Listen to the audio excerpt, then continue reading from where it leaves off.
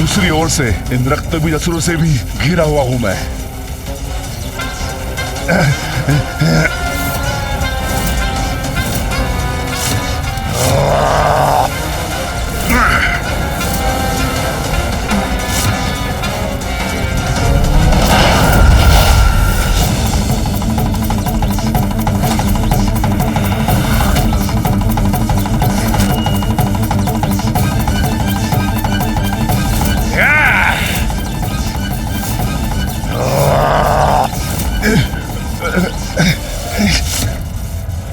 भैया, शुंभ तो दुर्बल पड़ रहे हैं और निशुंभ भी वापस जा रहे हैं। अब ऐसी परिस्थिति में अधिपति बनेगा कौन?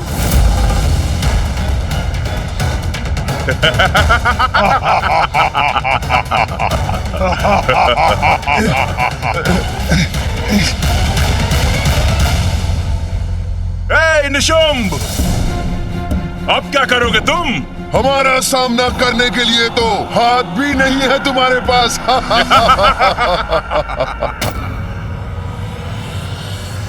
समय आ गया शुंभ, अब और कोई विकल्प नहीं।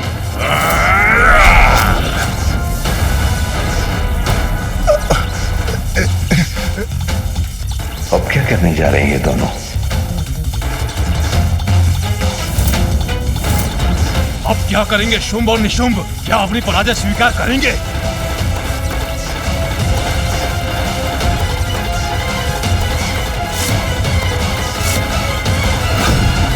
भैया, अब इस शुंभ का अंत तो निश्चित प्रतीत हो रहा है। ये असुर अथवा उनके शस्त्र इसका वध अवश्य करेंगे।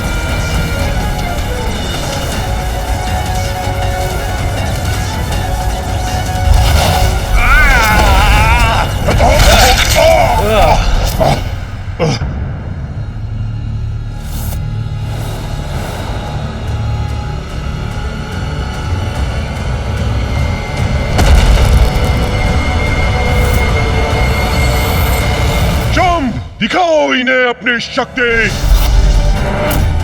अब क्या करेंगे शुंभ? स्वयं को रक्षित कैसे कर पाएंगे? वो तो शिथिल पड़ते जा रहे हैं और असुरों ने भी उन्हें चारों ओर से घेर लिया है।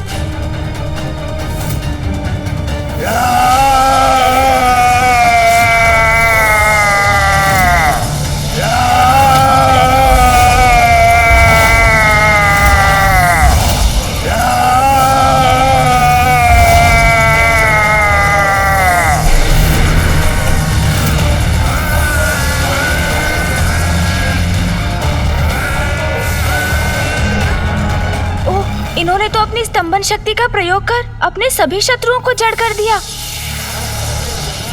गणेश, अब तो ये शक्ति हमारी ओर ही आ रही है। यदि हमने शीघ्र ही कुछ नहीं किया तो हम भी स्तंभित हो जाएंगे।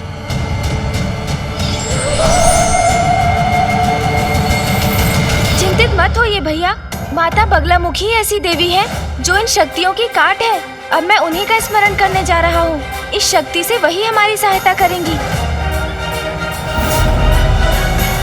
सुधाब्धि मणिमण्डप रत्न वेद्यां सिंहासनोपरि गतां परिपीतवर्णां पीताम्बराभरणमाल्य विभूति शतांगी देवीं स्मरामि हृदमुग्धर्वैरिजिह्वां। इस नीरवता में यह मंत्रोच्चारण मेरा संशय कारण नहीं है। अवश्य यहाँ कोई दिव्य शक्ति उपस्थित है, किंतु स्तंभित में मुड़कर देखूं कैसे?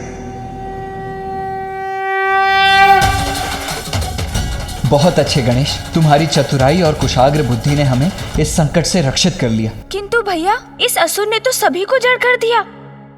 हाँ गणेश, किंतु तुमने भी अपनी सूझबूझ का परिचय दिया। उचित समय पर मंत्रोच्चारण कर इन तरंगों को हम तक पहुंचने से रोक दे। भैया, शुंभ के पास स्तंभन की वही शक्ति है जिसका संसार में आविर्भाव माता बगलामुखी के द्वारा हुआ। उच्चाटन, उच्चाटन, उच्चाटन। इसने अपनी स्तंभन शक्ति से सभी असुरों के साथ असुर गुरु शुक्राचार्य को भी स्तंभित कर दिया है। हाँ गणेश, शुंभ और निशुंभ तो अत्यंत शक्तिशाली हैं। विलक्षण युद्ध कौशल है दोनों का। साथ ही शुंभ के पास स्तंभन की शक्ति भी है।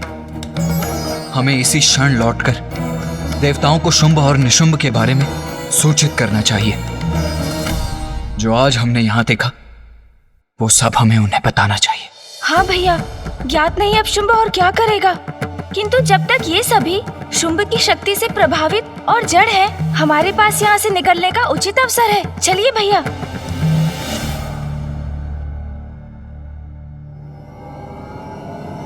आओ गणेश। हाँ भैया।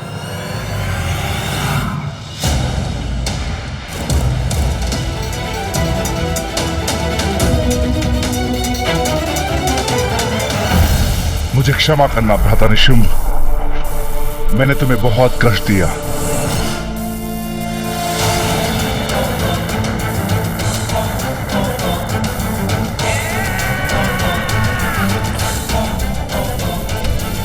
ये शुंभ तो मुकुट की तरफ बढ़ रहा है और मैं कुछ भी नहीं कर पा रहा हूं। ऐसे में तो शुंभ असुर के महानायक बनने वाली स्पर्धा में विजयी हो जाएगा।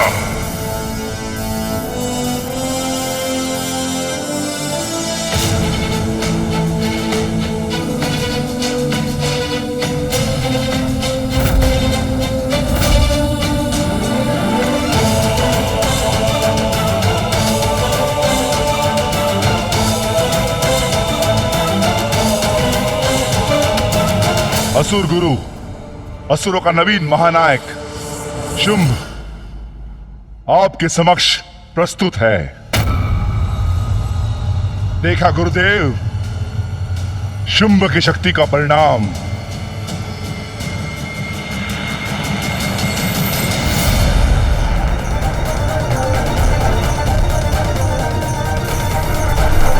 इतना भयंकर दृश्य तो मैंने कभी नहीं देखा गणेश। मेरा आभास और प्रबल हो रहा है, कोई तो अवश्य है यहाँ। असुर गुरु शुक्राचार्य, देखा आपने क्या कर सकता हूं मैं, कितना सामर्थ्य है मेरा। ओह, आप कुछ कहेंगे कैसे असुर गुरु? आपको स्तंभित जो कर दिया मैंने।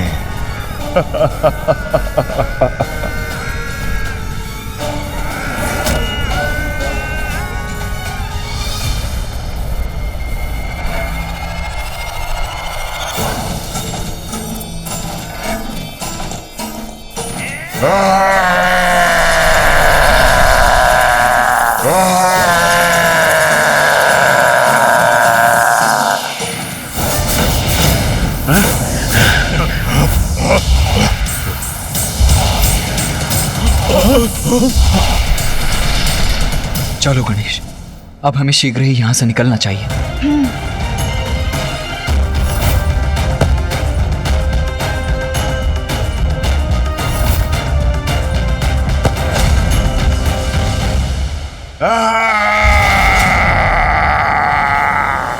हमें शीघ्रता करनी होगी गणेश। हाँ भैया, ये सब स्तंभन से बाहर आ गए हैं।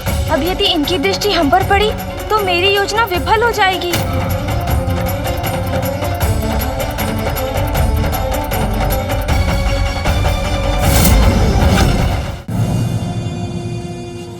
चलिए भैया। ये धूम्ररेखा के समान कुछ दिखाई तो दिया मुझे। क्या था वो? कौन था वहां? वहां मुकुट के निकट देखता हूं, कदाचित कोई संकेत प्राप्त हो मुझे।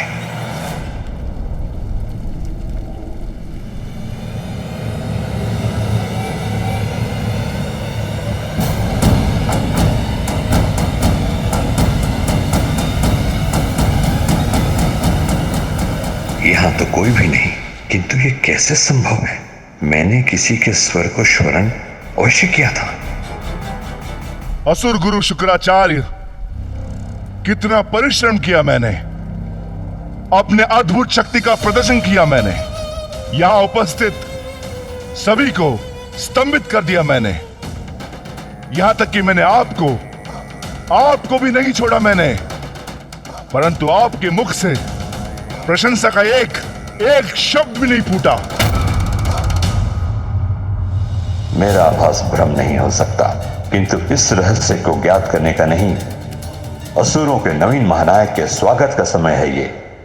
असुर गुरु, मैं यहां किसी का वध करने नहीं, अपितु मात्र अपने शक्ति का प्रदर्शन करना, यही मेरा उद्देश्य था। शक्ति प्रदर्शन तो कर दिया शुंभ ने और सभी को पराजित भी कर दिया। सर्वश्रेष्ठ योद्धा है शुंभ। असुर श्रेष्ठ शुंभ की जय। असुर श्रेष्ठ शुंभ की जय। असुर श्रेष्ठ शुंभ की जय। असुर श्रेष्ठ शुंभ की जय। असुर श्रेष्ठ शुंभ की जय। असुर श्रेष्ठ शुंभ की जय। ये तो महानायक बन गया, अब तो कोई विकल्प भी शेष नहीं है। किंतु अब ये करने क्या वाला है? चंड, मुंड, रक्तबीज, धूम्रलोचन,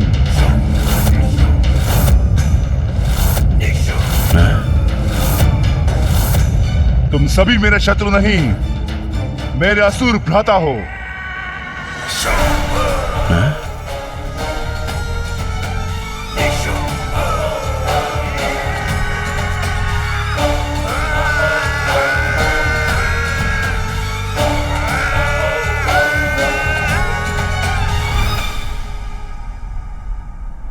ये है वो शब्द जो मैं सुनना चाहता था।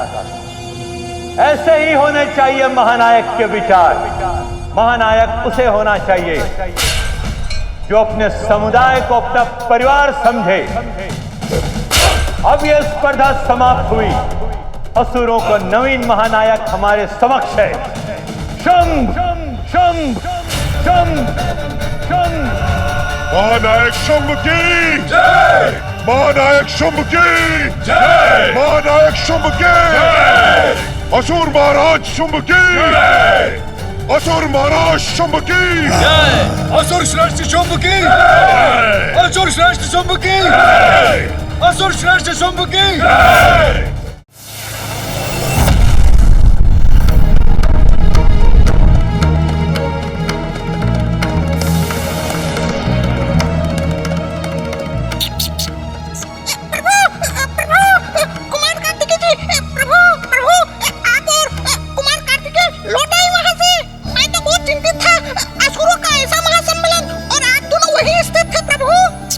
किंतु अब तो हम आपके समक्ष प्रत्यक्ष खड़े हैं मूषक जी, तो अब हमारे लिए अपनी चिंता त्याग दीजिए। जी प्रभु।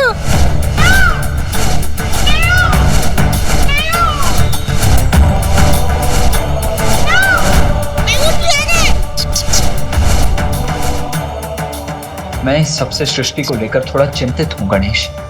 किंतु चिंता तो है भैया, जो आज हमने भीतर देखा वो तो बहुत बड़ी चिंता का कारण है। हाँ गणेश, ये महासंकट कभी भी स्वर्ग के द्वार तक पहुंच सकता है।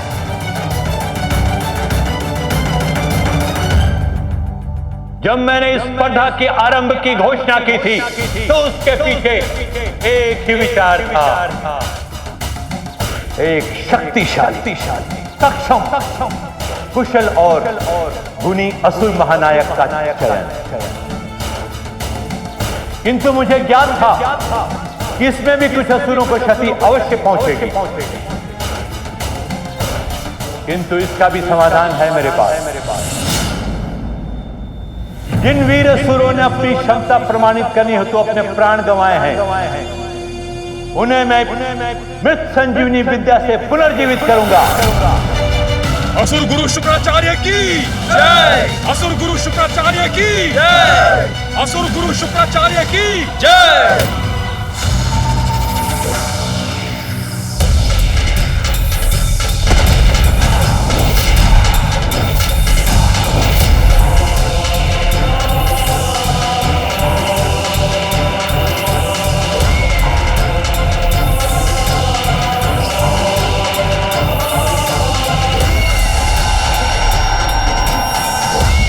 असुर गुरु शुक्राचार्य की जय। असुर गुरु शुक्राचार्य की जय। असुर गुरु शुक्राचार्य की जय। असुर गुरु शुक्राचार्य की जय।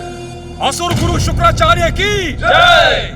असुर महानायक सेना रहित रहकर कुछ भी कर पाने में अक्षम होंगे। इन वीर असुरों ने वहां पहुंचने की आकांक्षा में अपने प्राण गंवाए हैं जहां तुम खड़े हो महानायक शुंभ। तुम इन सब का नेतृत्व करोगे। मैं शुंभ आप सभी असुरों का मेरे प्रति स्नेह और आदर स्वीकार करता हूं। मुझे महानायक शुंभ को आप जैसे वीर असुरों के सहयोग की अपेक्षा है, जिसके लिए मैं आप सभी का धन्यवाद करता हूं। असुर श्रेष्ठ शुंभ की जय! असुर श्रेष्ठ शुंभ की जय! असुर श्रेष्ठ शुंभ की जय! असुर श्रेष्ठ शुंभ की जय! असुर श्रेष्ठ शुंभ की जय! असुर श्रेष्ठ शुंभ की जय! असुर श्रेष्ठ शुंभ की जय! असुर श्रेष्ठ शुंभ की। प्रतीत होता है असुर गुरु शुक्राचार्य ने शुंभ को असुरों का महानायक नियुक्त कर ही दिया। हाँ भैया, हमारे पास अधिक समय नहीं है। चलिए भैया, हमें शीघ्र लौटना है। शीघ्रता कीजिए।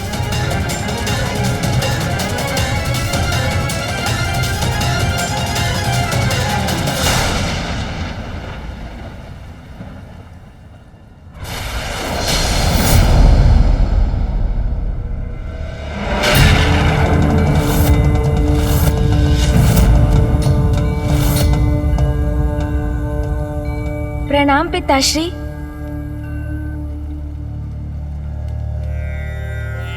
गणेश जी, तो ये भयंकर असुर शुंभ अब असुरों का नवीन महानायक नियुक्त हुआ है। हाँ ऋषिवर, भैया और मैं शुंभ और निशुंभ की अपार शक्ति और युद्ध कौशल की प्रत्यक्ष साक्षी रहे हैं। ये कैसी अस्पष्ट छवि है। बलवान तो वो है ही, और साथ में उनमें असुरों का नेतृत्व संभालने के गुण भी है। ये कैसा दृश्य है जो मैं देख रहा हूँ।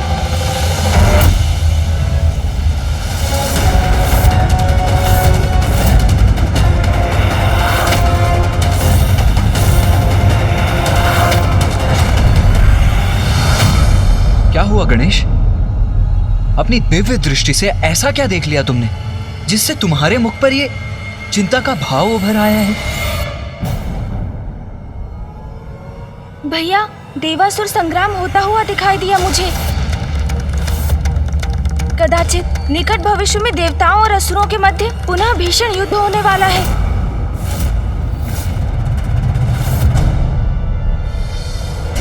तब तो हमें भी तत्पर रहना चाहिए गणेश। शत्रु पर विजय प्राप्त करने के लिए केवल इतना ही ज्ञात होना पर्याप्त नहीं है कि उसकी अभी की क्षमता क्या है, अपितु यह भी ज्ञात होना अति आवश्यक है कि उसका भूतकाल कैसा था, वो किस प्रयोजन से प्रेरित है, और सबसे अधिक महत्वपूर्ण कि उसकी दुर्बलता क्या है। किंतु गणेश, शुंभ और निशुंभ के विषय में तो हमें कुछ भी ज्ञात नहीं है।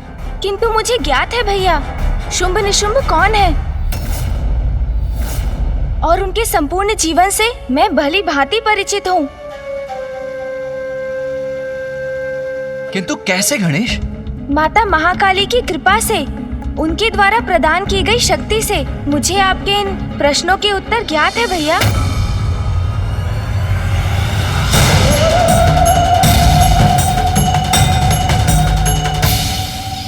तो बताओ गणेश, ये शुंभ और निशुंभ हैं कौन?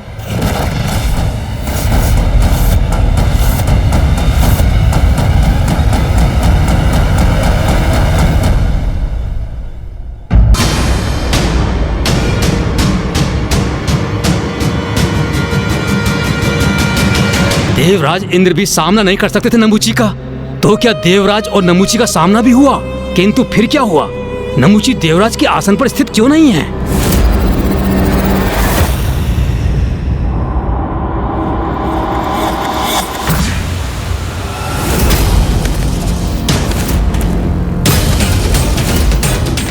इंद्र, इंद्र, इंद्र,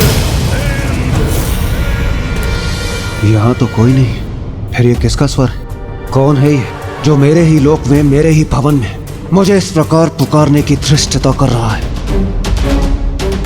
कदाचित ये मेरा भ्रम है। कोई भी तो नहीं है यहाँ। देवराज इंद्र! कौन हो तुम? और इस प्रकार मुझे छिपकर पुकारने का क्या प्रयोजन है? यदि साहस है तो मेरे समक्ष आओ। तुम्हारा भ्राता हूं मैं, देवराज इंद्र। मेरा भ्राता?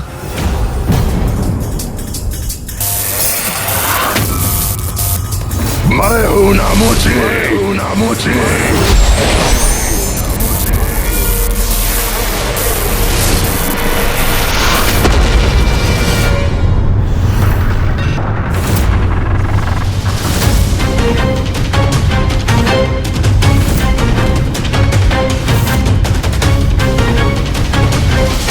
कहां हो तुम? नमुची! आओ नमुची! मेरे समक्ष आओ। क्या हुआ भीरू नमुची? यदि साहस है तो मेरे समक्ष प्रस्तुत होकर मेरा सामना करो। देवराज इंद्र का सामना करो। मैं इन मेघों में कहीं भी हो सकता हूं देवराज।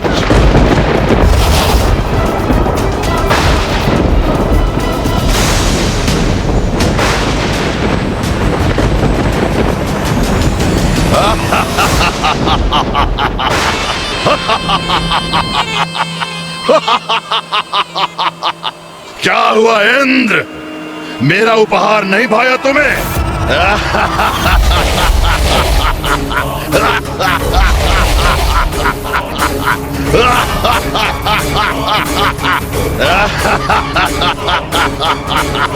तुम्हारा इतना दुस्साहस! मेरे ही लोक में आकर तुम मुझ पर प्रहार कर रहे हो दुष्ट! सौतेले भ्राता हो तुम मेरे, किंतु शत्रु भी हो तुम इंद्र। तुम्हें स्वर्ग के सिंहासन से हटाकर ही रहूंगा। सौतेले भाई हो, इसलिए तुम्हें यहाँ से सुरक्षित लौटने का अवसर दे रहा हूँ। यदि कोई अन्य असुर होता तो अब तक मैं उसका वध कर चुका होता। जाओ, लौट जाओ यहाँ से।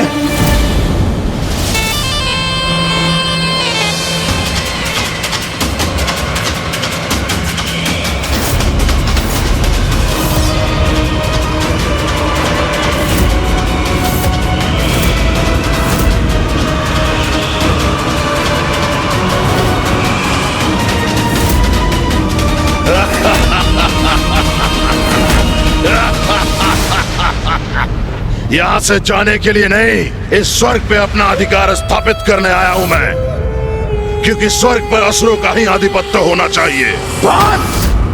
मूर्ख हो तुम, जो तुमने मेरी चेतावनी नहीं सुनी। तो लो, अब मेरे प्रहार का सामना करो।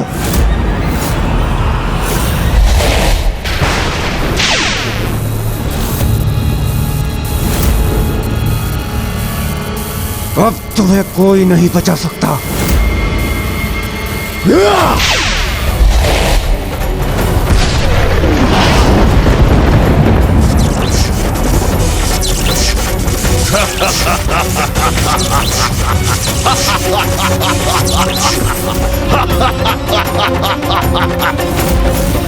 अरे थोड़ा तीव्र प्रहार करो इंद्र। युद्ध कर रहे हो मुझसे, परिहास नहीं। ये कैसे संभव है? इस पर मेरे प्रहार का तनिक भी प्रभाव नहीं हुआ। उचित है, और शक्तिशाली प्रहार करूंगा मैं इस पर।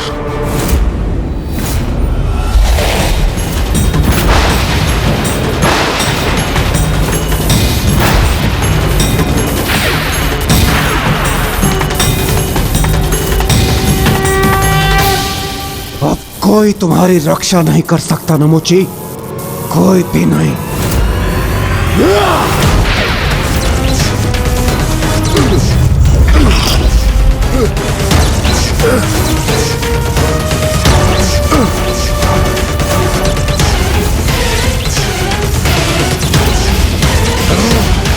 विद्युत की ऊर्जा से संपन्न है मेरा वज्र नमुची, और अब मैं अपने वज्र की विद्युत शक्ति से तुम्हें अपने लोक वापस लौटाऊंगा।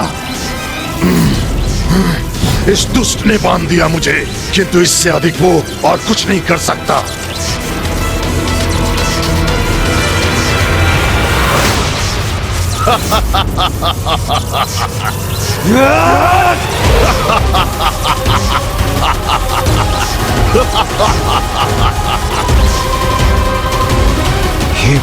ये तो अब भी अपने स्थान पर अडिग है। इंद्र और शक्ति लगाओ भ्राता।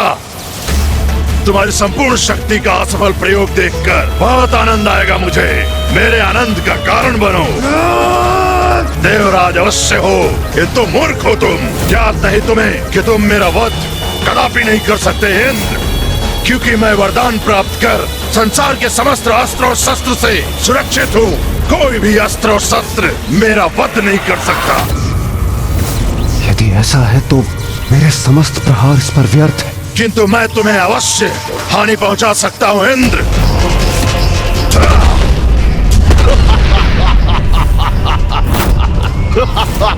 इसने तो स्वयं को मेरे बंधन से मुक्त भी कर ली। मेरे हाथों से तुम्हारी पराजय निश्चित है।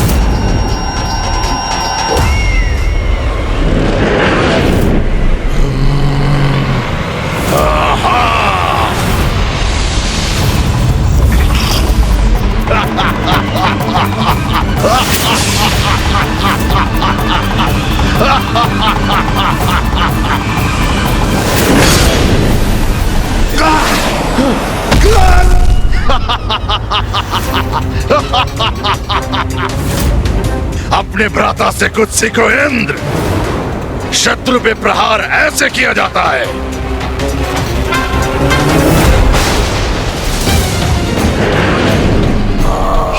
ये तो पुनः वार करने को तैयार है। और शत्रु को धूल दूषित करने के लिए और सशक्त प्रहार ऐसे होता है।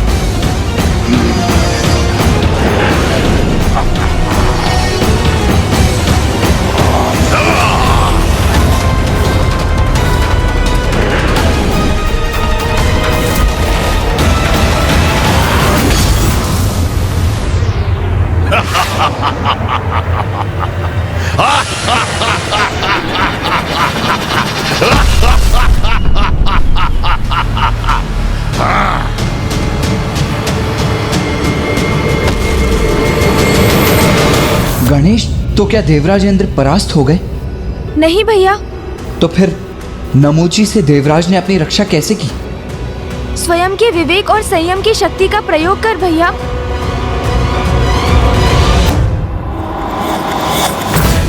अब कहाँ है वो दुष्ट नमूची?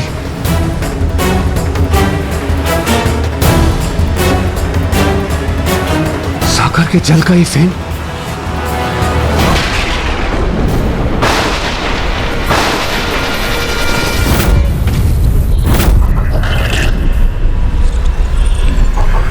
सागर का ये फेन संयुक्त होकर जुड़कर किसी तंत्र युक्त धार और अस्त्र के समान हो गया है।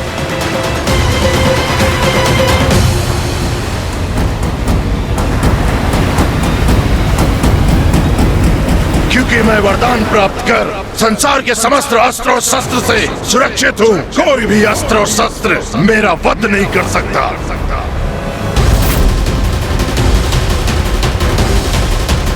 ऐसा अस्त्र जो अस्त्र ना हो।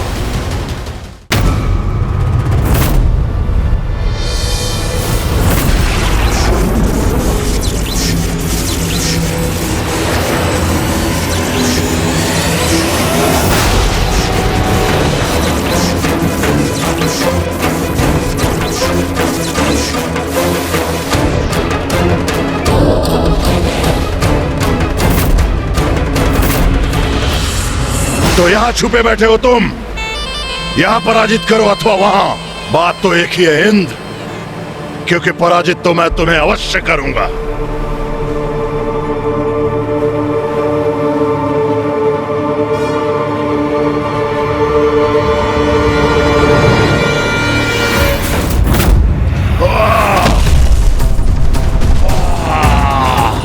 क्या हुआ भ्राता श्री नमूची? आप तो आहत हो गए, वो भी इस साधारण फेन से। मुझसे छल करो इंद्र, इसका उचित दंड दूंगा तुम्हें।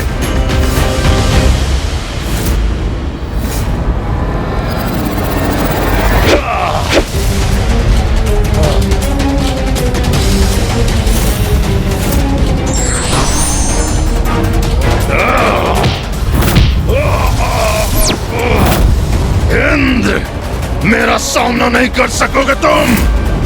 बस नमूची, हमारी दृष्टता अब और सवाल नहीं होगी, कदापि नहीं।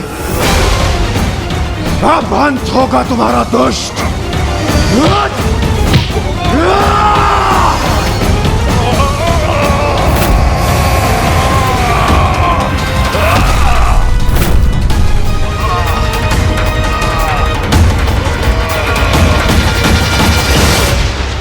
दुष्ट नमुची, सागर के जल से उत्पन्न ये फेन ना अस्त्र है और ना ही कोई शस्त्र, किंतु तुम्हारे अंत का उपाय अवश्य है।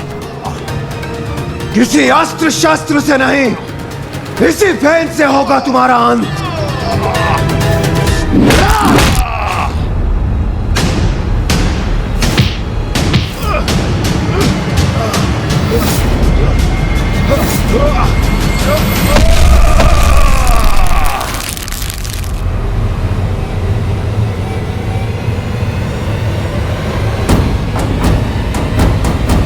बुराई का अंत सदैव बुरा ही होता है। एक असुर का अंत हुआ तो दूसरे का उत्थान, और इस प्रकार अपने भ्राता के वध की सूचना शुंभ और निशुंभ को मिली।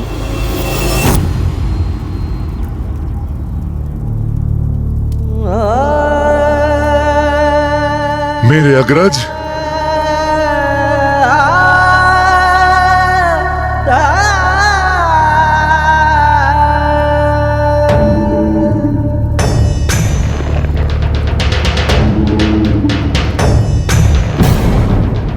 कौन है वो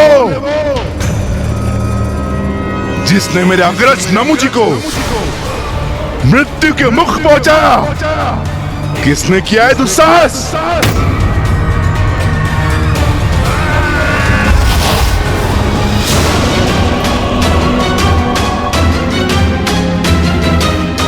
सुना नहीं तुमने? क्या पूछा है भ्राता शुंभ? शीघ्र बताओ, किसने वध किया हमारे भ्राता का? बोलो!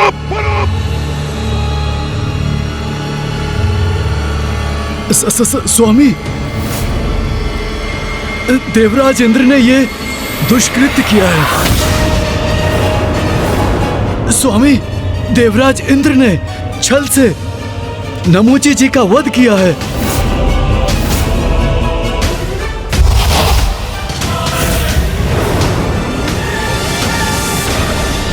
आज अभी मैं शुंभ निशुंभ प्रतिज्ञा लेते हैं, हम दोनों भ्राता देवराज इंद्र से अपने अग्रज नमुची की मृत्यु का प्रतिशोध अवश्य लेंगे। और उसी दिवस नमुची के अंतिम संस्कार के पश्चात शुंभ और निशुंभ ने घोर तप के लिए प्रस्थान किया। ओम ब्रह्मदेवाय नमः। ओम ब्रह्मदेवाय नमः। ओम ब्रह्मदेवाय नमः। ओम ब्रह्मदेवाय नमः। ओम ब्रह्मदेवाय नमः। ओम ब्रह्मदेवाय नमः। ओम ब्रह्मदेवाय नमः। ओम ब्रह्मदेवाय नमः। ओम ब्रह्मदेवाय नमः। ओम ब्रह्मदेवाय नमः। शुंभ निशुंभ निरंतर कठोर तप कर रहे थे और उनके तप का प्रताप शुंभ निशुंभ को ही निमग्न करने लगा। ये देखकर फूफा जी ब्रह्मदेव चिंता में आ गए।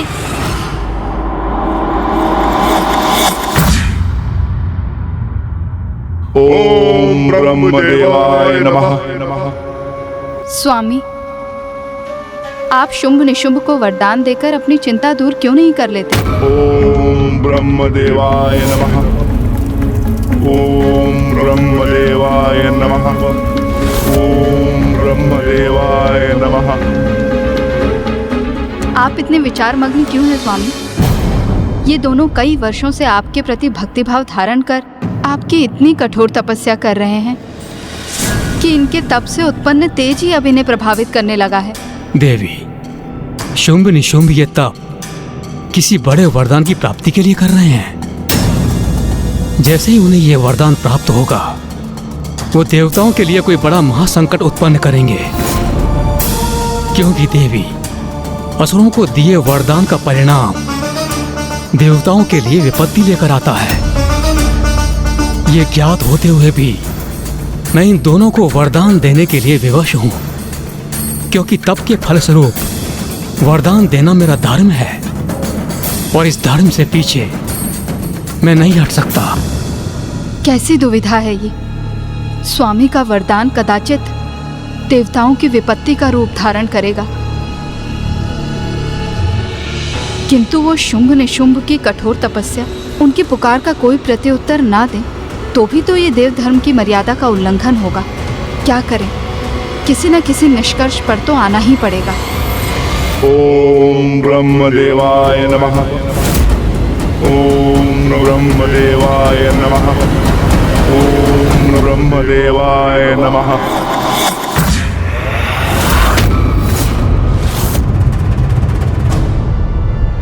तो गणेश, फूफा जी ब्रह्मदेव ने क्या किया? वही जो उन्हें देव धर्म के लिए करना उचित लगा।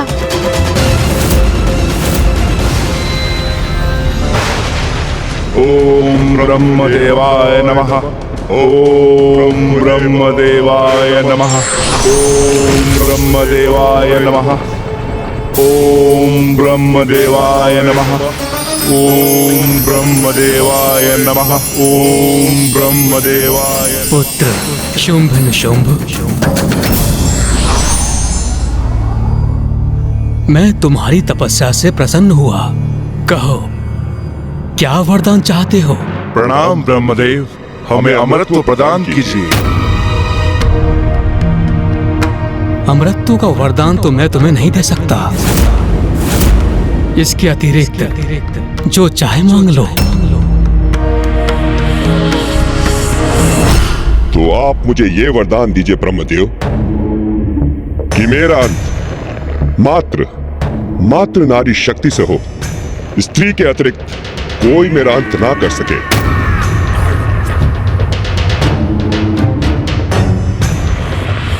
तथास्तु, तथास्तु, तथास्तु। और मुझे ये वरदान दीजिए ब्रह्मदेव कि मेरा वध भी नारी शक्ति से ही हो, और वो नारी जो मेरे ही शरीर से उत्पन्न हो, अर्थात पुरुष के शरीर से जिस नारी का आविर्भाव हो वही मेरे अंत का कारण बने। वरदान दीजिए ब्रह्मदेव, यही वरदान दीजिए। तथास्तु, तथास्तु, तथास्तु।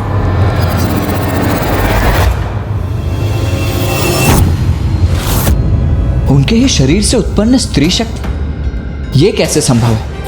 यही तो विशेष बात है भैया कि अब चालाकी से प्राप्त किया हुआ ये वरदान ही उनके अंत का कारण बनेगा।